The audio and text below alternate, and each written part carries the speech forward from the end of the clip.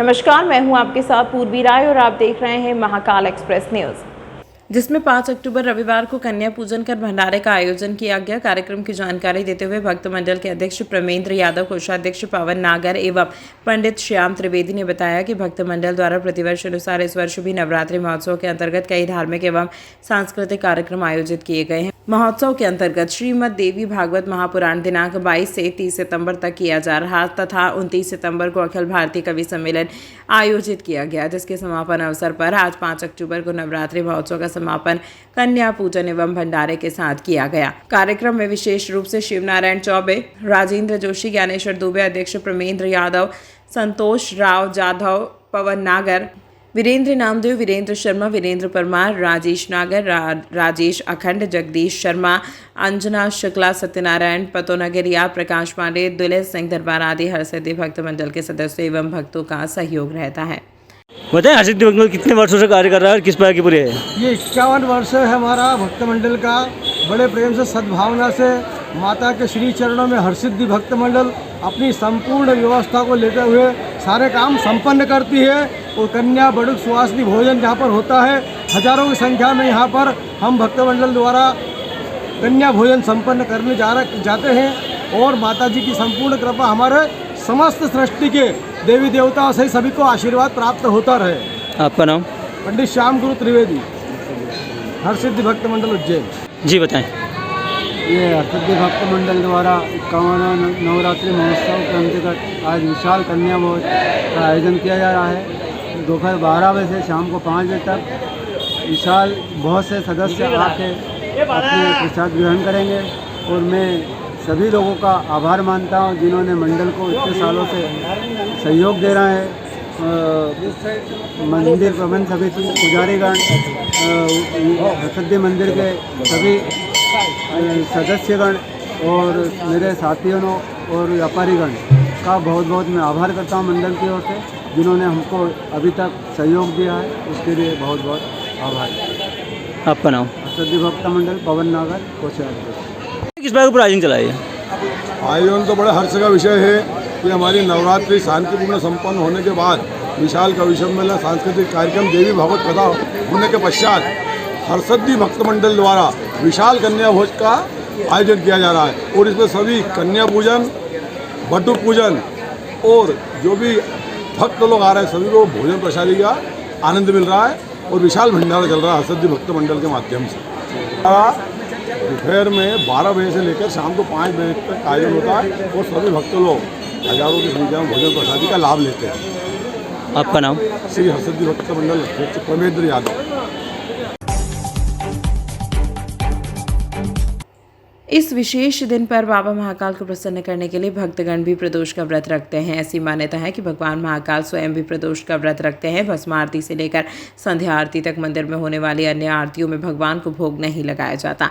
संध्या काल में ब्राह्मणों द्वारा लघु रुद्र का पाठ संपन्न होने के बाद ही भगवान को भोग लगाया जाता है। इसके बाद भगवान का नियमित श्रृंगार और आरती पूजन होगा। जय श्री महाकाल। भगवान महाकालेश्वर के प्रांगण में आज शनि प्रदोष पर विशेष लघु रुद्र का 11 ब्राह्मणों द्वारा अभिषेक पूजन करा जा रहा है। जब भी शनि प्रदोष का विशेष पर्व होता है उस समय भगवान महाकालेश्वर को 11 ब्राह्मणों द्वारा लघु रुद्र का पाठ किया जाता है। इस प्रकार से जो है ये 11 ब्राह्मण 11 पाठ का आवर्तन करके उसके बाद में भगवान का नियमित श्रृंगार और आरती पूजन होगा। आज इस प्रकार की व्यवस्था रहेगी। शनि प्रदोष, जैसे प्रदोष भगवान शिव को जो सभी तिथियों में प्रदोष पर्व, प्रदोष व्रत सबसे बड़ा व्रत होता है। शिव भक्त सबसे पहले प्रदोष व्रत का संकल्प लेता है जो भी शिव भक्त होता है। और यहाँ पर ऐसी मान्यता भगवान महाकाल खुद जो है वो व्रत रखते हैं। अभी संध्या समय जो आरती होगा उस समय ही भगवान को भोग लगाया जाएगा। सुबह भस्म आरती से लेकर के मध्य में जो आरतियाँ होती है, इस प्रकार किसी भी आरती में भगवान को भोग नहीं लगाया गया है। और ये भोग सिर्फ और सिर्फ संध्या समय पे आज के दिन लगाया जाता है। इसका महात्मा ये है। जय श्री महाकाल। गौरव पुजारी, महाकालेश्वर।